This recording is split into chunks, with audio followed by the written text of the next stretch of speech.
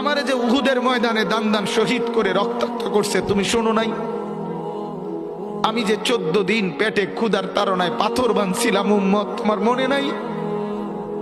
একবারও শুনো নাই আমার ক্ষুধার কষ্ট, আমার পিঠের ব্যথা, আমার দাঁতের ব্যথা, আমার কাঁধে 2টা কড়া ঢুকে গেছে উম্মত। আমার ঘরে 3 মাস আল্লাহর নবীর স্ত্রী আয়েশা বলছে, আল্লাহর কসম উম্মত, নবীর স্ত্রী বলছে এক ফোঁটা চুলায় আগুন জ্বলে নাই।